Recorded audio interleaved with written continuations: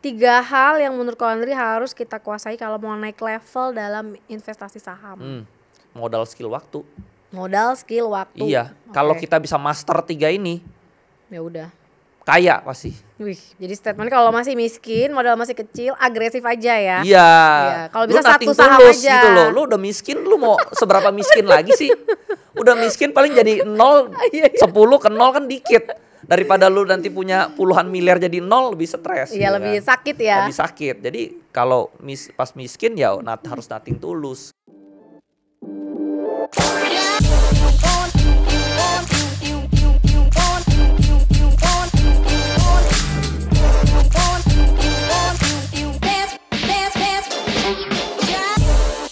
Halo sahabat Mira Aset, kembali lagi di podcast Bicara Uang bersama saya Berinda Sandra.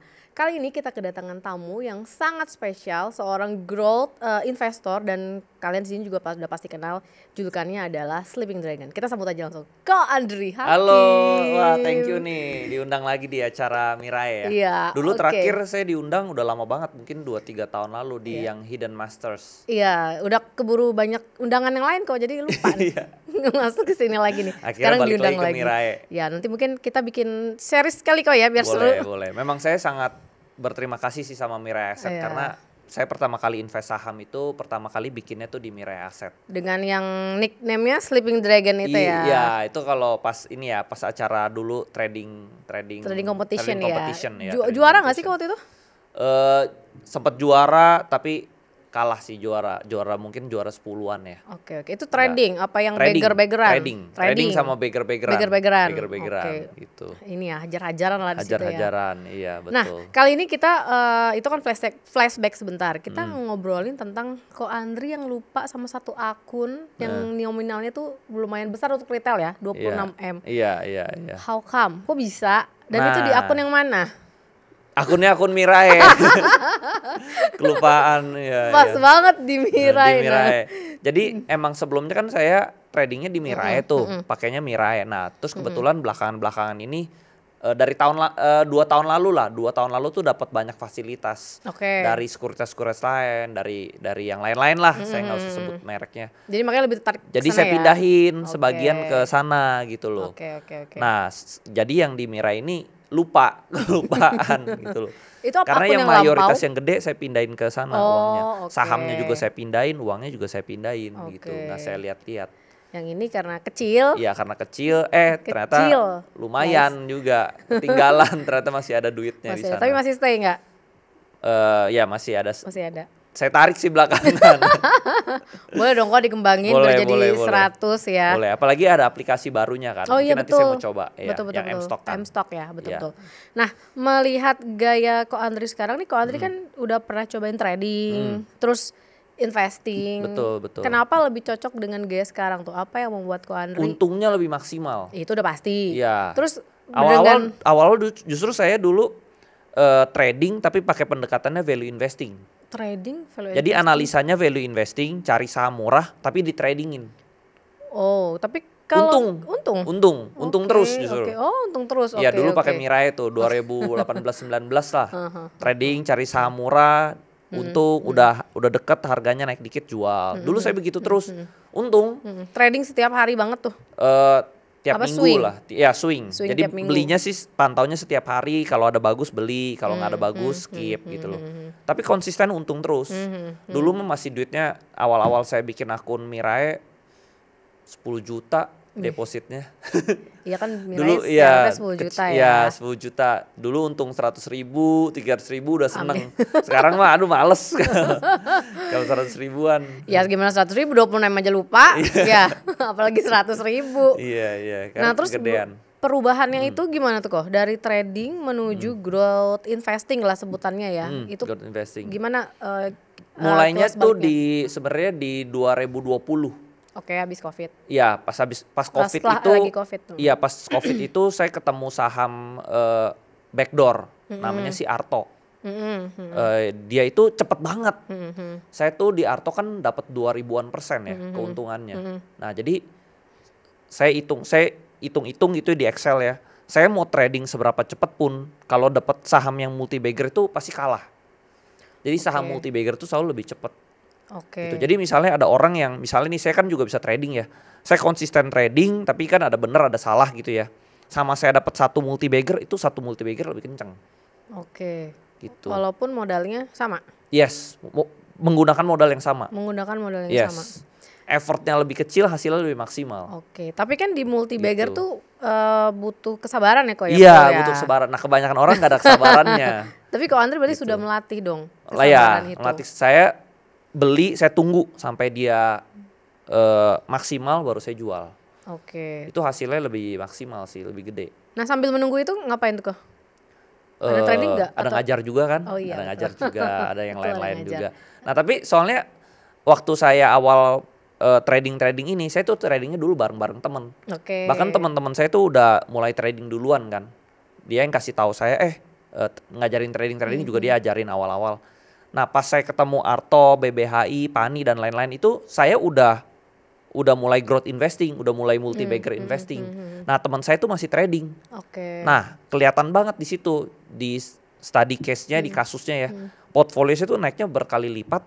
Teman-teman saya tuh naik sih, mereka naik juga, cuman naiknya nggak signifikan. Oke. Mungkin naiknya portfolionya setahun naik 20%, 30% gitu. Ya udah bagus lah, atau bahkan 50%. Nah kalau saya kan ratusan persen setiap tahun.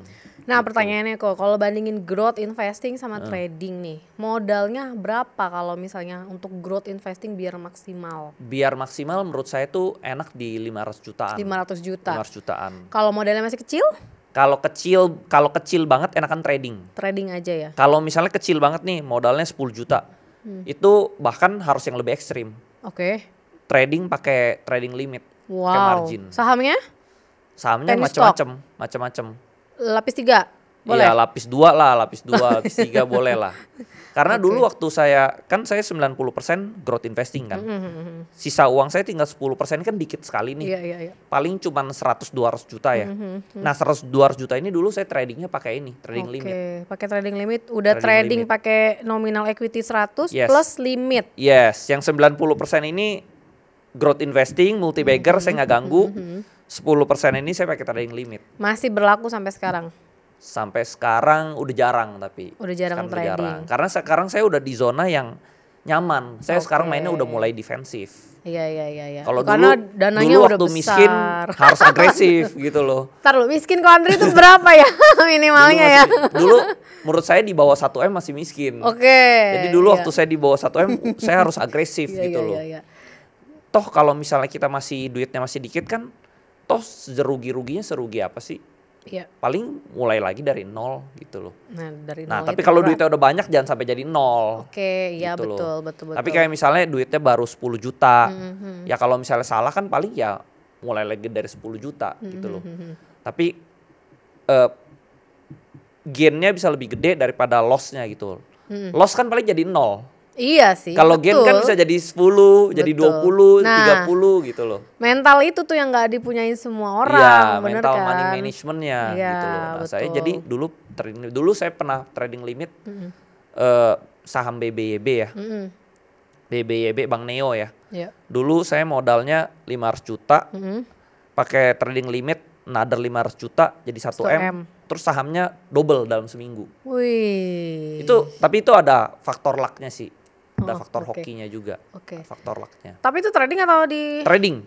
Trading. Itu jadi double, jadi 2M. Oke, tapi tradingnya bukan yang cepet kan? Cepat Seminggu, itu 2 minggu. itu semingguan lebih saya jual. Oh, seminggu. Seminggu pertama saya jual untungnya, minggu depannya saya jual pokoknya. Oke, bukan yang tektok tapi kan? Enggak tektok, swing. Swing ya, swing Nah, gitu. jadi itu modalnya 500 juta, untungnya 1M. Double ya, gara-gara Double. pakai Trading limit. Nah, ini tapi ini bahaya ya, Iya. bahaya. Nah, Jadi itu ini dia, nggak coba dianjur. kok dikasih tahu. Bahayanya, Jangan ditiru ya, disclaimer untungnya dulu. itu kalau untung bisa 2 kali lipat, tapi kalau rugi juga ruginya double 2 kali lipat. Iya. Jadi dia kayak pedang bermata dua seperti itu. Nah, caranya Niko gimana cara Ko Andri meyakinkan oke, satu saham nih masuk sampai trading limit. Itu kan Itu susah, yang itu pasti. yang susah. Nah, karena saya udah sering di saham tuh saya udah bisa lihat tuh ini tuh saham ini pasti naik nih. Biasa karena ada sentimennya. Oke. Misalnya dia mendekati corporate action, nah itu saya trading limit. Atau misalnya dia mendekati stock split, right issue, ini kan saham-saham ini kan pasti naik nih. Iya. Di situ saya hajar trading limit. Oh, di situ Di situ pakai saya trading limit. untung gitu, Oke. untungnya gede gitu. Oke.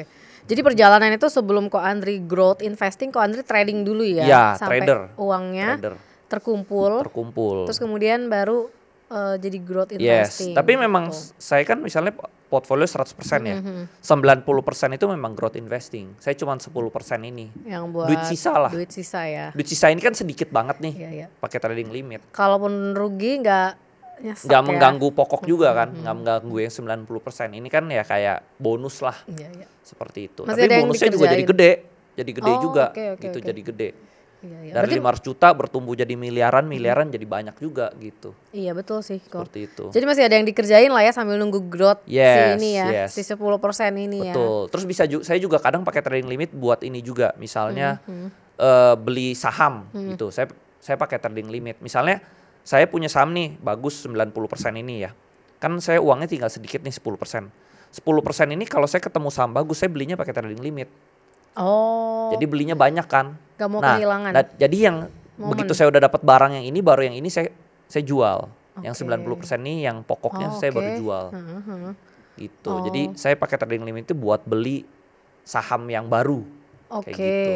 Nanti tinggal bayar cicilannya pakai yang saham pokoknya gitu loh. Karena saham yang sebelumnya belum saatnya jual. Iya, Tapi jadi udah nggak ada harus yang- jual dulu. Tapi udah ada yang ketemu menarik yang baru nih. menarik gitu. Menarik sih ya. Iya. Cuman ya harus gitu. deg-degan tuh kalau pakai trading limit ya. Ya deg-degan sih. Tapi ya benar-benar harus ngerti ya.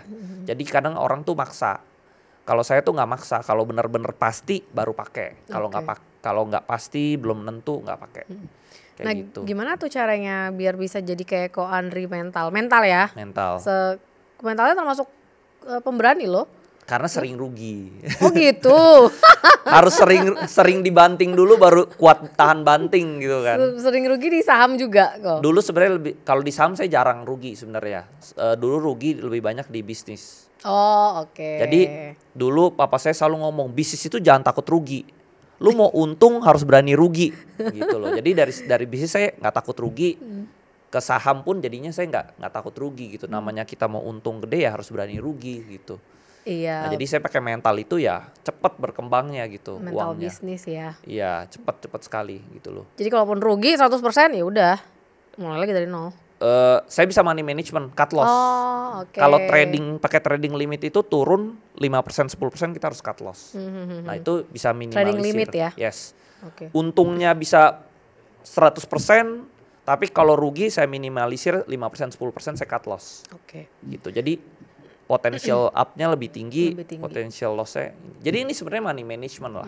Itu yang paling susah sih ya Itu, memang. ya disiplin. Kadang orang tuh turun dia nggak berani cut. Betul. Gitu. Namanya ini saham trading tuh turun harus kita cut. Iya, kecuali Gitu. invest. Kecuali invest kita average down. Kalau trading saya cut. Trading limit Ko Andri berapa lama tuh? Cuman 4 hari ya kalau trading limit kan batas Oh, waktunya. jadi ikutan si batas Iya, limitnya ya. batas. Cuman kalau misalnya kita merasa nih masih bisa naik lebih tinggi dari udah 4 hari udah naik nih tapi masih bisa naik lebih tinggi. Saya tinggal jual pokok dari yang saham lain. Dari saham pokok yang 90% itu saya tinggal jual, saya kan dapat modal buat Modal hajar baru, limit ya, lagi. ya. Karena kan itu udah untung ya. Yes, gitu. Oke. Saya juga pernah pakai trading limit tuh. Dulu saya beli tahun lalu ya, saya ada beli satu saham 200 juta jadi 6 miliar. Wow.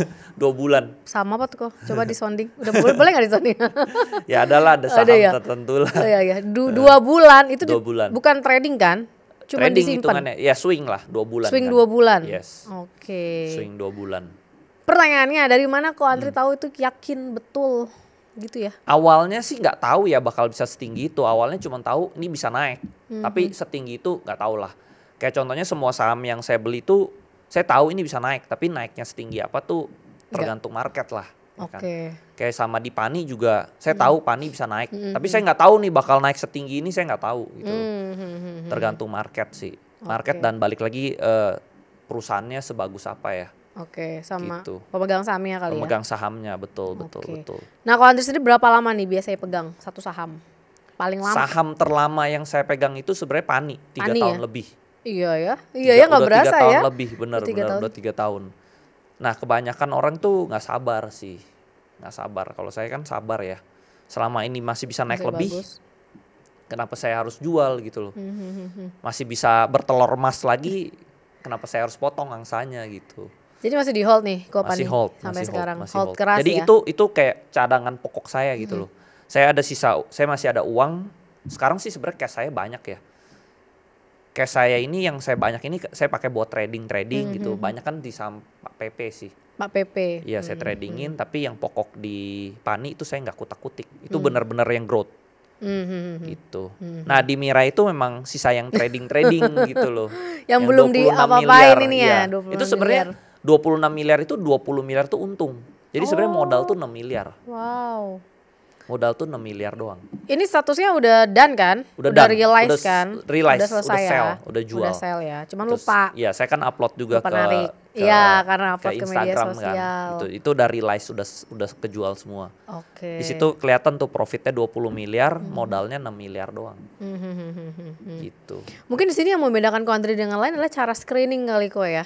Cara Jadi screening Ko sama Andri saya tahu mana yang buat trading, mana yang buat invest. Nah, ya itu. Kebanyakan orang tuh dia trading gitu loh. Invest. Mereka tuh kaku gitu loh.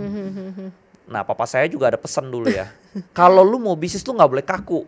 Okay. Kalau mau kaku itu nanti tunggu di peti mati baru kaku. Sadis ya. Sama hidup lu harus fleksibel gitu. Takut. Jangan kaku gitu. Jadi bisnis tuh gak boleh kaku gitu, harus fleksibel. Jadi saya fleksibel gitu loh. Bisnis yang trading saya buat trading, bisnis invest buat invest. Kebanyakan orang tuh maunya invest, value investing gitu loh. Kalau saya fleksibel, saya bisa kemana-mana. Mau suruh saya scalping juga saya bisa. Cuman saya lebih banyak swing sama multi bagger investing sih. ya. Iya. Itu growth investing lah. Jadi jangan terpaku ya udah karena alirannya value Iya, terus jangan kaku gitu loh. Technical iya, terus betul, gitu ya. betul. Harus kayak misalnya kita makan aja kan makan bakmi terus bosen Iya, kan. iya, betul. Harus variasi dong, ada bakmi, ada kue tiaw, ada nasi gitu. Iya. Variasi kayak gitu. Karbo semua dong tuh ya. Iya. Nah, kok nih ada yang nanya followers nih ya. Penjelasan soal gross amount versus real profit. Itu yang di medsos kayaknya ya. Iya, yang di Instagram kan. Tadinya saya tuh salah lihat. Tadinya saya kan kemarin tuh baru lapor pajak kan. Di lapor pajak itu di Mira itu saya baru sadar ada 26 miliar. Saya pikir itu 26 miliar itu realize-nya. Ternyata pas saya cek, realize-nya yang 20 miliar. Gitu. Jadi growth jadi itu yang realize itu sebenarnya yang 20 miliar. 26 miliar itu sama modal. Sama modal ya. Modalnya 6 miliaran. Oke, terus Gitu. biaya-biaya yang muncul cara Biaya ngitung sih sebenarnya kecil bersih? ya. Biaya saham kan cuman 01. 025, Iya 015, 0,1 0,25 lah, kecil lah. Betul. Kecil. Ya kalau modalnya udah Apalagi segede kalau gitu, investing ya, itu kecil banget. iya. Kalau scalping tuh mahal. Oh iya betul. Karena kan jual beli banyak ya. Jadi kalau saya tuh pendekatannya bukan seberapa besar transaksinya. Yang penting itu hasilnya. Jadi ada orang ya, saya lihat di bursa saham tuh ada orang transaksinya tuh sampai triliun gitu ya, triliunan, tapi untungnya paling cuman berapa miliar kecil gitu loh. Kalau saya dengan modal kecil untungnya puluhan miliar, lebih gede itu, bahkan bisa ratusan miliar. Kalau di akun yang gede sih saya udah ratusan miliar, ratusan miliar untungnya. Iya, bahkan per hari aja puluhan miliar bisa gitu loh. Iya, itu scalping atau trading tuh? Itu invest. Oh invest. Sehari growth-nya. Yes, pertumbuhan portfolio sehari itu bisa puluhan miliar. Oh besar naik turunnya ya tapi ya, kadang dia naik puluhan miliar, kadang dia turun juga miliaran. Cuman saya yakin in the long run pasti naik. Gainnya lebih besar gitu loh. Kalau kita invest itu kita nggak perlu takut penurunan kecil. Iya betul. Gitu. Tapi kalau dapat harga bawah. Iya. Kalau harganya di pucuk. Betul, harus belinya di harga bawah gitu loh. Iya. Supaya bisa dapat beli di harga bawah tuh masuknya jangan langsung. Masuknya tuh bertahap, masuk dulu misalnya sedikit. Nanti dia turun beli lagi sedikit. Nah, turun lagi misalnya kalau saya setiap di bawah 10%. Misalnya 11% averaging down. Turun lagi averaging down. Tapi saya tahu ini depannya ada corporate action, dia pasti naik. Dia bakal ngalahin returnnya bakal lebih tinggi. Berarti contoh yang saya averaging. Di Pani kayak gitu? Di Pani seperti averaging itu. Down. Ya di Pani seperti itu. Kayak kemarin contohnya misalnya Pani sempat turun kemarin yang tarif ya. Tarif Trump itu kan dia turun ke 7.700 ya. Itu saya ada beli lagi 18-an miliar. Wih. Saham Pani. Karena Terus sekarang udah yakin. naik kan. Iya, udah naik. 12.000 ya? Sekarang 12.000. Iya, itu sama. aja udah untung Berapa 50%-an ya. persen? Hampir 50% ya. Jadi bisa Seperti dikasih tahu itu. nggak nih kok kisi-kisinya? Pani ke berapa? Gitu. Kalau Pani ya sebenarnya Pani itu tinggal saham paling gampang. Pelajarin Pani itu tinggal lihat tahun lalu kayak gimana. Dia tuh naiknya selalu di Q3.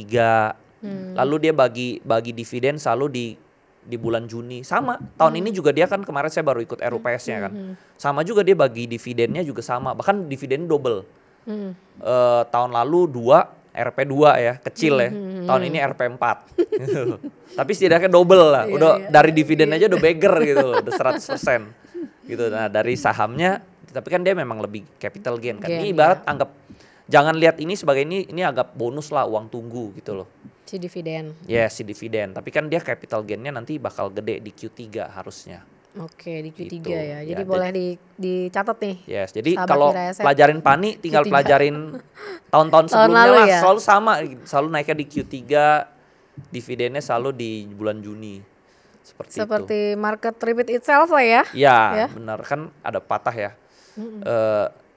Nggak ada hal yang baru di bawah matahari katanya. Jadi dunia ini tuh selalu berulang hal-hal yang sama gitu loh. Perang itu selalu berulang aja gitu. Karena manusia itu otaknya dari dulu kayak begitu gitu loh. Jadi sejarah itu selalu berulang-ulang terus seperti itu. Walaupun nggak sama persis ya, tapi mirip. Pasti gitu. ada untuk kebaca ya. Kebaca, ya. bener kebaca. Trennya tuh kebaca jadinya. Yang penting rajin aja gitu. Rajin mantau, rajin nyari. baca. Oh, Iya, rajin nyari. Rajin nyari, rajin mantau, rajin pelajarin, rajin ikutin update perusahaannya, ya pasti udah tahu gitu. Ke kondisinya dia mau kemana ke depan. Betul. Jadi waktu itu Pani turun pun sebenarnya saya nggak takut sih. Sebenarnya saya banyak tuh yang panik jadi kok. murah ini loh. Jadi saya beli lagi waktu itu sekitar 18-an miliar lah. Dan itu diupload ke medsos? Iya, saya tapi uploadnya ke story. Oh, ke story. Iya, sama ke grup Discord saya ya, gitu. Dan terbukti ya, ternyata 12.000 sekarang Pani. Yes, betul. Oke. Berarti selama ini, nah ini ada pertanyaan juga nih. Ko Andri punya tools nggak sih atau analisis apa yang dipakai untuk screening satu saham? Kalau screening sih, saya yang simple aja sih. Soalnya saya nggak technical kan. Oke. Kalau misalkan orang technical mungkin dia ceknya detail gitu ya, pakai. Kalau saya nggak ada technical sama sekali. Saya pure fundamental, cek perusahaannya, cek corporate action gitu loh. Toolsnya udah itu doang, nggak ada yang aneh-aneh gitu loh. Cuman mungkin pas saya jual belinya mungkin saya pakai tools. Oke. Kayak misalnya, toolsnya kayak gimana tuh? Kalau saya trading mungkin saya pakai trailing stop. Oke. Trailing stop itu jadi sahamnya tuh kalau setiap kali dia naik tertinggi dia koreksi, saya tinggal setting. Misalnya setiap turun berapa persen saya bisa auto sell gitu loh. Jadi dia kalau naik saya diemin, kalau turun dia bisa auto sell seperti itu. Jadi mungkin pakai trailing stop atau misalnya kalau beli mungkin saya pakai fast order gitu ya. Karena fast order kan cepet ya. Bisa jual belinya cepet, bisa kalau mau belinya banyak bisa belinya bertahap gitu loh. Nah, biasanya saya pakai fast order itu kalau jual beli. Oke. Kalau screening untuk trading kok? Screening untuk trading baik yang scalping atau yang swing? Saya normal aja, cuman lihat RTI, cuman ngecek aja. Mana yang kira-kira ada corporate action. Seperti itu udah. Saya memang fokusnya mainnya di corporate action, merger acquisition, udah fokusnya di sana. Gitu loh. Nggak setiap hari ada. Tapi begitu ada yang saya tahu masuk gitu.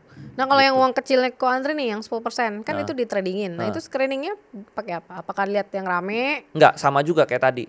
Lihat yang corporate action juga. Corporate action? Yes, corporate action. Jadi sama saham yang lagi rame. Biasa itu. Contoh misalnya saham Pak PP kan rame itu. Nah saya itu tradingin. Ya tapi dia udah koreksi dalam ya. Kalau dia lagi all time high saya nggak masuk. Kebanyakan orang itu terbalik, FOMO. Lagi naik dia ikut.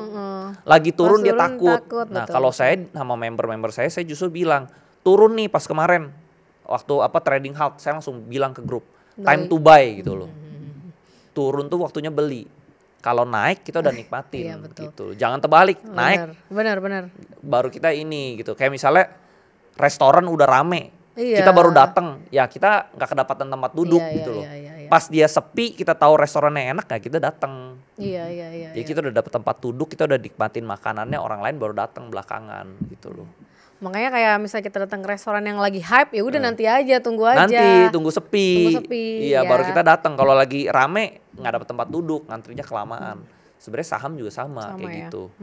Iya. Berarti karena tahu ada volume sebelumnya Volume, yang besar, yes. jadi ya udah jangan dikejar. Jangan dikejar. Tunggu aja. Jangan kejar. Justru saya belinya tuh pas koreksi. Nah, tapi memang banyak trader-trader di luar sana kan mereka ngejar inflow ya. Betul. Inflow rame baru mereka Iya, masuk. Nah, kalau betul. saya emang beda sama yang lain. Terbalik. Mereka lagi out, lagi turun, lagi beres, saya hajar di situ. Oke. Mereka lagi ada inflow, di situ saya buang justru. Terbalik. Iya, benar. Terbalik. Kalau saya terbalik. Karena kan kalau antri juga nominalnya besar ya. Iya, Jadi pas mereka nominalnya. lagi hype-hype-nya. Baru bisa keluar. Kalau nggak saya nggak bisa keluar Iya gitu. betul, loh. benar. Gitu. Emang sejatinya gitu sih kok, beli di merah, Iya. jual di hijau. Yes, gitu ya, bukan yes. jangan terbalik. Yes, karena menurut saya kalau uang sebesar saya, saham naik itu gampang. Keluarnya yang susah. Betul. betul kok, betul. Keluarnya yang susah. Jadi strategi saya itu udah bukan kayak mereka yang trader ikut rame. Kalau saya enggak, saya harus kebalikan mereka gitu loh. Gitu. Tapi penasaran deh, kok Andri pernah trading di saham big banks gak sih? Maksudnya kan kayak kemarin ada lagi BNI rame. kemarin ada BNI ada. Itu kan BNI nominalnya ada. bisa besar kan di situ Besar, kan? tapi saya belinya nggak sampai paling bawah, jadi saya masuknya nggak besar sih. Oke. Saya nggak besar. Karena belinya nggak bottom ya? Iya, agak telat karena saham lain ada yang menarik, ya jadi kepecah lah fokusnya. Oke, Nah, iya. portfolio saya itu kecil, nggak ada lebih dari 5 emiten. Oh gitu, di Nggak pernah ada satu akun? Iya, Oke. nggak pernah ada lebih dari 5. Jadi saya benar-benar kepantau banget, gitu loh. Kalau orang biasa kebanyakan kan Iya betul. bingung ya, Benar. ada saham ini. Kalau saya enggak. Saya misalnya lagi main di ini ya, saya liatin ini gitu loh. Gitu. Jadi walaupun pakai trading limit tetap 5 ya? Iya, nggak nyampe. Oke. Kadang nggak lebih dari 5, kadang lebih 4 dari doang. 4. Iya. Oke, jadi Maksimal 5. biar terpantau. Iya, 4, 3. Udah jual baru saya beli lagi yang lain. Udah jual beli yang lagi. Jadi benar-benar fokus gitu. Terus nih, pernah nyangkut gak sih kok? Nyangkut Dulu atau sekarang? jarang Sekarang ya, udah nggak pernah. jarang ya. Saya mendingan cut loss daripada nyangkut. Oh iya. Iya, Oh, mendingan oke. cut pindah lagi yang ke lain. Walaupun katanya besar. Kan kalau saya kan udah ada manajemen 10%, 20% cut lah Targetnya ya. targetnya gitu Harga loh. di bawah segitu. Yes, kalau Oke, nyangkut oke. gimana sih nggak pernah ya Oke. gitu loh. Paling ya memang saya lagi tungguin aja. Kayak misalnya Pani itu kan nggak bisa Ya, dibilang nyangkut kan, iya. emang saya invest Emang gitu, iya, saya iya. tungguin gitu. Ya. Atau misalnya ada saham-saham kecil yang saya beli ya, memang saya beli emang saya tunggu dia naik gitu. Jadi Oke. bukan nggak bisa dihitung nyangkut lah. Hitung Oke. memang diinvest. Oke. Nah Gitu. ini juga ada yang nanya nih, gimana rasanya keluar masuk duit miliaran di saham? Sahabat Mira Asset pasti banyak yang pengen tahu nih, gimana ngaturnya, perasaannya, itu kan uangnya besar ya, dan gak gampang keluar, mungkin masuk gampang, keluarnya itu kan. Sebenarnya saham itu paling enak kalau duitnya udah gede sih. Hmm. Karena kalau duitnya kecil ya, kita tuh habisin stamina. Jadi di bursa saham itu seperti ini. Kita mau untung 10 juta, 100 juta, 1 miliar, 10 miliar itu capeknya sama. Oke. Tenaganya sama, waktunya sama. Cuman yang beda itu cuman uangnya. Betul. Jadi kalau misalnya beda kan kalau kayak kita misalnya bisnis nih. Kalau misalnya kita restorannya kecil, pasti untungnya kecil. Restorannya besar, untungnya baru bisa besar gitu kan. Nah kalau di saham itu sebenarnya tenaganya sama. Mau ngurus kecil, mau ngurus 10 juta, 100 juta, 100 miliar pun sama sebenarnya. Kalau kita masuknya gede, untungnya lebih berasa. Gitu loh. Jadi kalau menurut saya saham itu lebih enak kalau uangnya gede. Iya. Soalnya misalnya orang punyanya uangnya 10 juta. Dia taruh nih untung 100%. Untungnya 10 juta. Dia makan sebulan habis. Iya. Nah kalau misalnya kita uangnya udah gede, misalnya kita uangnya 10 miliar deh. 10 miliar untung 100% kan untung 10 miliar. Besar ya. Iya. Pakai 5 tahun aja belum tuh habis. Betul. Jadi kita cuma pakainya sedikit, sisanya bisa digulung lagi jadi lebih gede lagi. Oke. Jadi saham itu memang lebih enak itu kalau uangnya 500 juta ke atas, makanya saya bilang. Jadi modalnya yang besar dulu Betul, di awal. 1 miliar pertama, 1 miliar tuh paling enak, 1 miliar pertama tuh paling 1 enak. miliar, oke. Kalau dia udah bisa invest 1 miliar tuh mulai berasa. Karena 1 miliar untung 10% aja 100 juta. Iya, benar. Iya, 100 juta. Benar. Jadi ini permainan persen sebenarnya, permainan angka. Gitu loh. Dan di market dapat 5-10% tuh banyak ya sahamnya ya. Banyak. Kayak contohnya setelah market crash yang Trump bulan lalu ya, tarif itu ya, itu saham yang sebulan naik 50% tuh banyak sekali. Wih. Kan kayak Pani udah naik 50%, 40-50%. Sahamnya Prayogo Pangestu banyak yang udah naik sampai 50-70% sebulan loh. Iya, sebulan ya. Sebulan Luar gitu. biasa. Jadi banyak sekali gitu loh. Nah, ini tapi juga ada analoginya sama kayak dulu ya. Dulu papa saya pernah mau bikin hotel ya. Oke. Analoginya begini. Kita bikin hotel 50 kamar sama kita bikin hotel 200 kamar, itu costnya sama. Wah, gimana? Tapi hasilnya beda. Oh iya. Yes. Jadi di bisnis itu ada yang namanya fixed cost. Oke. Jadi kalau misalnya kita punya hotel yang 50 kamar, kita tetap bagian cleaning service-nya misalnya 10 orang. Kita punya hotel yang 200 kamar, itu cleaning service-nya juga sama, 10 orang. Jadi fixed cost-nya sama, hasilnya beda. Nah, jadi di saham juga sama nih. Kalau misalnya kita uangnya gede, ibarat kayak si hotel yang tadi 200 kamar 200 itu. kamar. Tapi begitu full occupancy, market lagi bagus, dia untungnya besar sekali. Oke. Dia bisa menutupi pas hotel-hotel lagi sepi. Jadi misalnya 1 tahun itu ada 12 bulan ya. Musim libur itu misalnya high season itu di bulan libur anak sekolah di bulan Juni sama Desember lah misalnya ya. Tapi pas kalau misalnya hotel kita rame punya 200 kamar, begitu dia lagi musim rame di bulan Juni sampai Desember, itu bisa full 200 kamar itu keisi, itu bisa nutupin di masa-masa dia sepi. Oh, betul juga sih, benar juga ya. Dibanding yang analoginya. kalau kita punya 50 kamar, Lebih sedikit. itu di masa sepi sedikit, di masa rame juga dia cuma bisa nampung 50. Oke. Duitnya itu udah keburu habis di fixed cost, Iya. di maintenance, di macem-macem. Nggak nutup. Yang sepi-sepinya. Nggak nutup yang sepi-sepinya gitu loh. Jadi makanya di dunia ini selalu yang gede itu lebih diuntungkan daripada yang kecil. Restoran besar selalu diuntungkan daripada restoran yang kecil. Iya juga ya. Yes. Betul Jadi juga. konsep bisnis tuh sangat dipakai di saham juga gitu loh. Berarti intinya harus modalnya besar dong. Yes. Contoh lah Ya. misalnya ini ya apa? Kalau kita lihat di Pantai Indah Kapuk kan sering buka klub dan bar baru ya. Iya betul. Setiap kali keluar klub dan bar yang baru, yang kecil ini selalu jadi sepi. Karena marketnya semua ketarik ke yang paling gede. Nah, tapi yang gede ini dia bisa maksimalin untung sebanyak-banyaknya. Kalau dia lagi rame. Iya. Jadi dia bisa nutupin di waktu yang Sepi. Sedangkan yang kecil ini dia pas lagi rame dia nggak bisa nampung customer. Karena terbatas. Terbatas tempatnya. Nah, di saham juga kalau yang uangnya gede di market lagi bagus dia bisa nampung uang sebanyak-banyaknya. Jadi dia makin gede lagi. Oke. Seperti itu. Oke. Mungkin itu yang pertama atau skill dulu nih kalau yang pertama nih? Nah, nomor itu pertama gimana? tetap skill dulu Skill dulu lah. ya. Skill dulu lah. Sambil nungguin Uangnya modal. bertumbuh. Nah, makanya misalnya ditanya, kenapa kok Andri nggak beli misalnya McLaren Senna gitu loh. Mau beli bisa, mau beli gampang.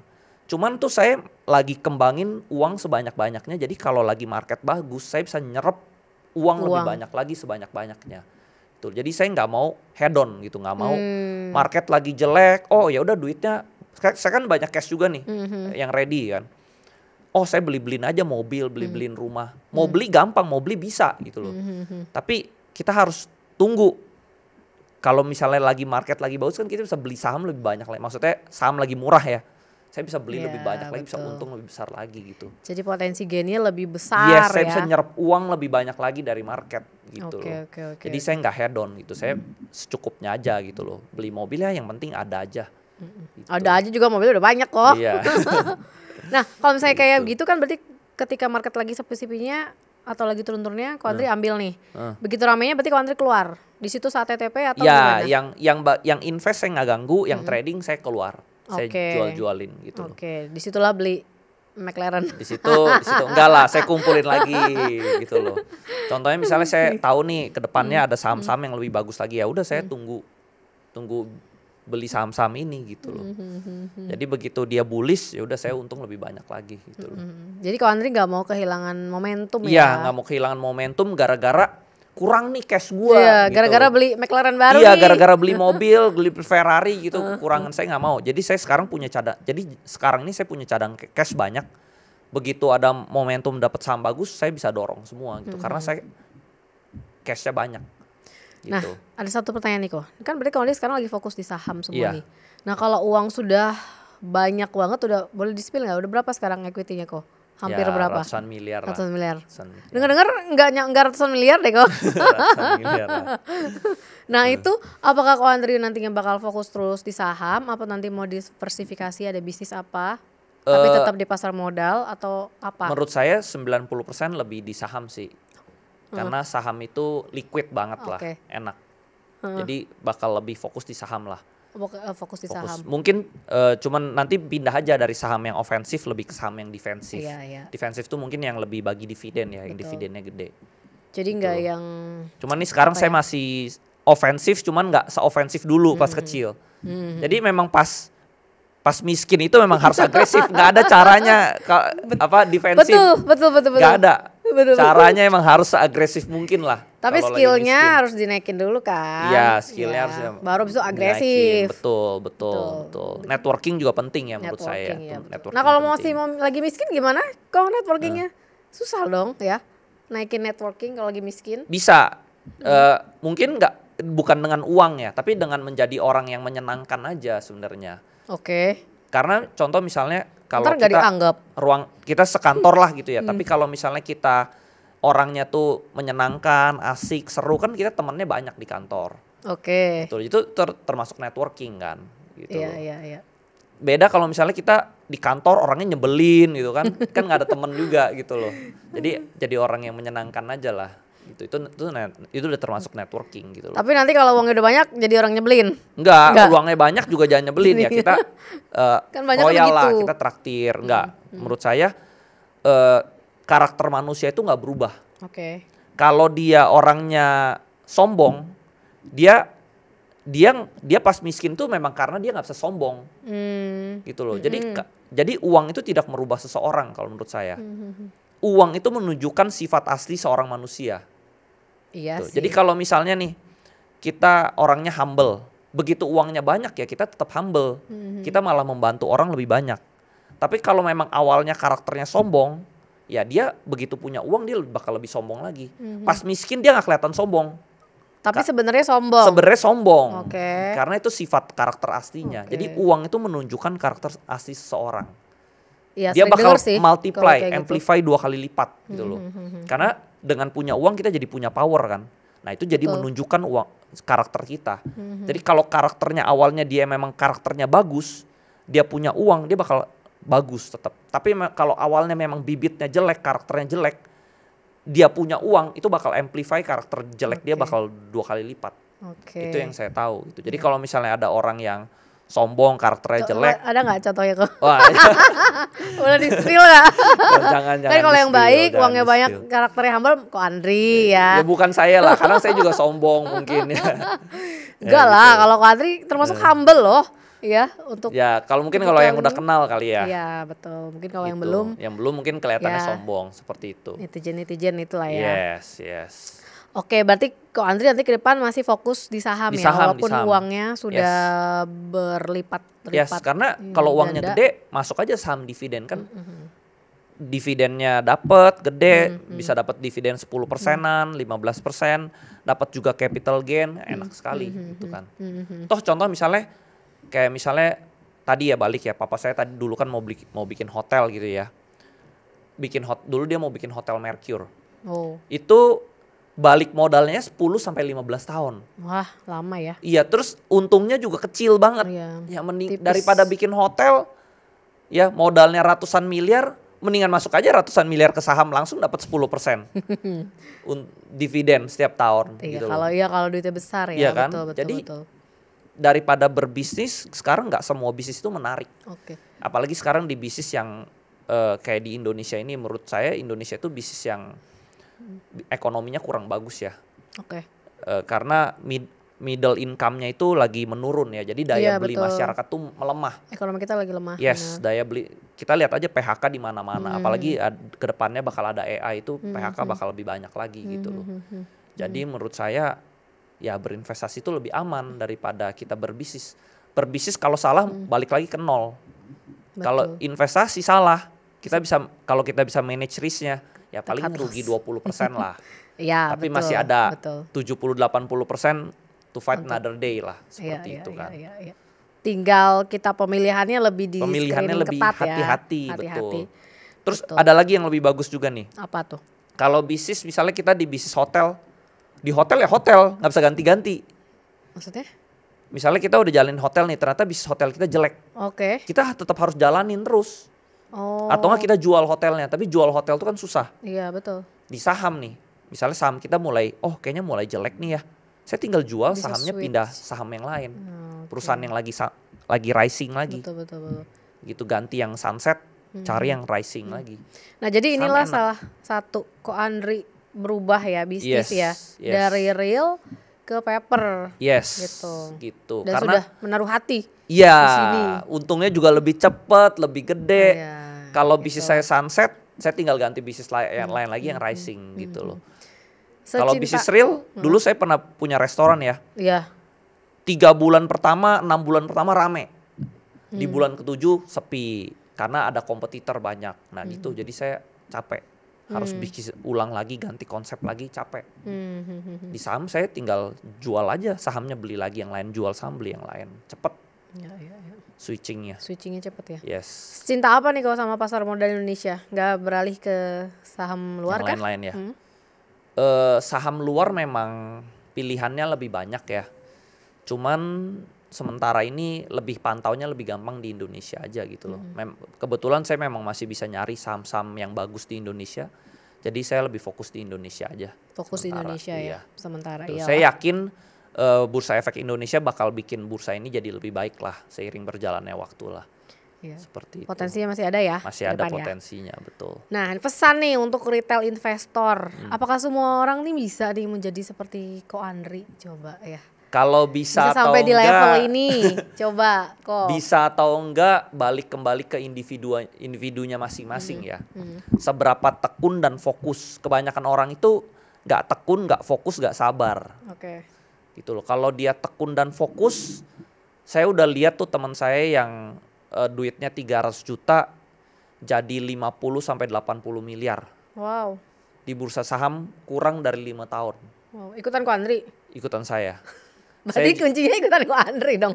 Saya juga lihat. Gak usah capek-capek, ikutin aja. Saya juga lihat ada yang kayak kemarin ibu-ibu ya, cuman 250 juta jadi 4 miliar. Wow, dalam 1,5 tahun. Oh, cepet dong itu. Ya, terus saya juga lihat ada yang baru join ya, berapa bulan lalu ya. Itu udah untungnya 15 miliar ya, tapi dia masuknya gede, uangnya gede. Oh, uangnya besar. Uangnya gede, uangnya kalau nggak salah 20-an miliar, udah untung 15-an miliar. Oh, itu spesial kayaknya ya kalau 20 miliar ya. Uangnya gede. Tapi maksudnya banyak banget yang sukses di bursa saham itu, banyak banget. Cuman kebanyakan tuh mereka kan bukan influencer gitu, jadi mereka nggak kelihatan. Oke. Gitu loh, mereka kan orang biasa sehari-hari gitu loh. Jadi yang kaya di bursa saham itu banyak sekali sebenarnya. Ya? Cuman nggak kelihatan aja gitu, karena mereka orang biasa, nggak kelihatan. Gitu. Ini semuanya berarti member Ko Andri. Member. Tapi yang member yang nggak berhasil ada nggak? Ya ada, yang kayak nggak sabar.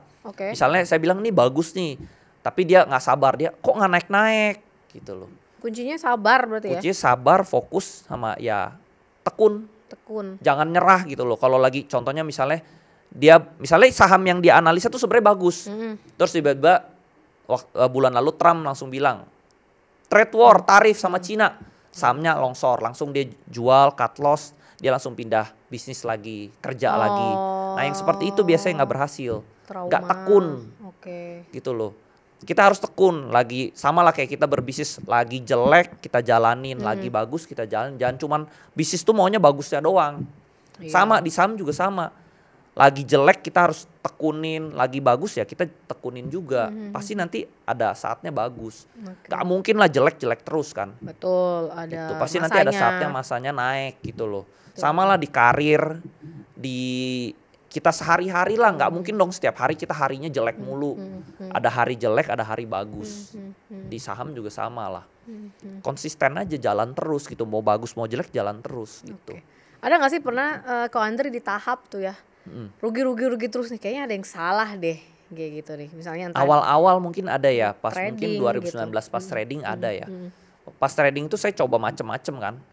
Technical, saya coba value investing, saya coba yang macem-macem ya pasti ada. Saya coba trial. Tapi trial tuh duitnya kecil saya pakai. Tapi waktu itu buat saya gede sih. Kecilnya berapa tuh kok? Dulu uang saya cuma ratusan juta, bisa rugi kayak 50 juta gitu. Ya, awal-awal ya, lumayan. terus awal-awal. Nah, artinya tapi saya tahu, oh cara begini tuh it doesn't work gitu loh. Cari cara yang lain gitu loh. Misalnya tebak-tebakan ya nggak bisa, kayak tebak-tebakan gitu nggak bisa. Dulu kan saya suka eksperimen gitu. Ya tapi jadi belajar ya. Ya jadi kayak Thomas Alva Edison lah dia bilang. Eksperimen berkali-kali.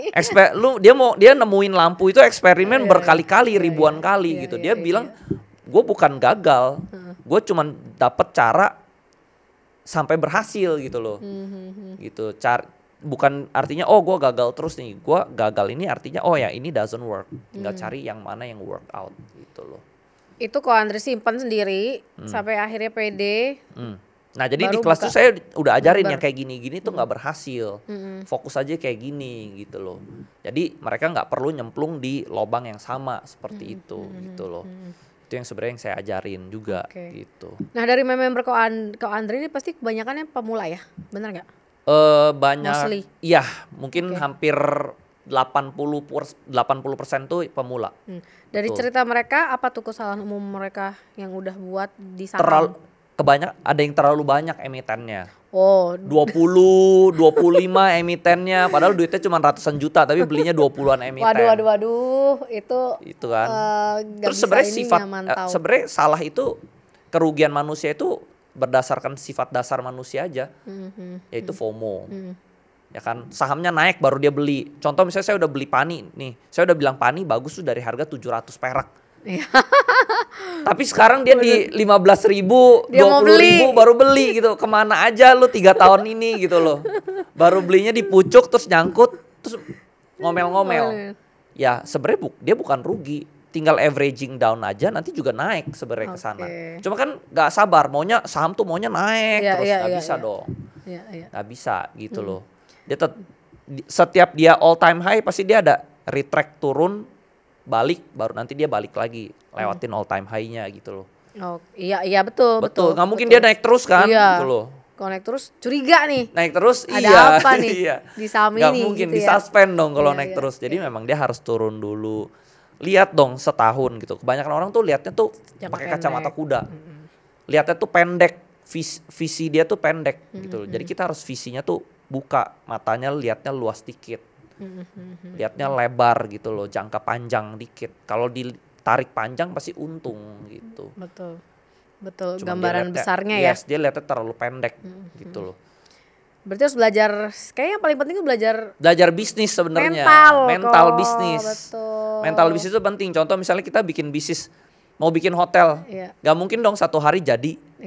3 hari, 3 tahun kan bikinnya. Nah sama juga seperti itu. Tapi diajarin gak di kelas? Sama, saya ajarin juga. Cuman kan kadang kebanyakan orang lupa. Iya benar.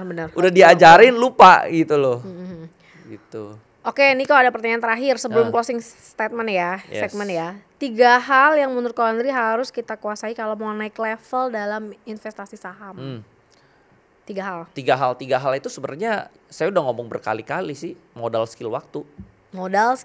Iya, kalau kita bisa master 3 ini, ya udah. Kaya pasti. Modal skill waktu. Kalau kita misalnya punya waktu, artinya kita bisa fokus, kita bisa tekun, kita bisa nunggu, kita bisa sabar. Nah ini adalah waktu. Skillnya itu ya itu tadi gitu loh. Skill tadi menemukan waktu. Nah saham. Kedua skill. Skill itu ya kita bisa cari saham mana yang bagus, bisa beli di harga yang murah. Nah itu adalah waktu. Yang terakhir modal. Modal itu ya memang bagusnya mulai dari kecil. Kalau nanti udah di atas 1 miliar tuh jadi gampang sekali. Jadi statement kalau masih miskin, modal masih kecil, agresif aja ya. Iya. Kalau bisa 1 saham aja. Gitu loh. Lu udah miskin, lu mau seberapa miskin lagi sih? Udah miskin paling jadi 0, 10 ke 0 kan dikit. Daripada lu nanti punya puluhan miliar jadi nol, lebih stres. Iya, gitu lebih kan. sakit ya. Lebih sakit. Jadi kalau pas miskin ya harus nothing tulus gitu loh. Yang penting manajemen risiko udah dari kecil ya. Iya, Dari modal yang kecil penting ya? udah ngerti gitu loh, udah ngerti, udah paham gitu loh. Kalau saya itu ya. Oke. Jadi cacing-cacing naga-naga itu pas miskin, jangan pas nanti udah kaya baru cacing naga. Iya, Gitu. benar. Bangkrut yang ada. Bangkrut yang ada. Gitu. Oke, ini kita masuk ke closing segment. Yes. Kasih tahu 3 saham yang pernah kasih cuan terbesar Nah. ke Andri, kapan beli, kenapa belinya, berapa kali lipat naiknya? 3. Paling cuan terbesar itu sebenarnya Pani. Itu cuannya hampir 3.000% ya. Dia punya tertinggi ya, yang tertinggi. Sekarang All time mungkin lagi high. koreksi jadi tinggal 2.000-an ya. Itu 3.000%. Itu untungnya ratusan miliar.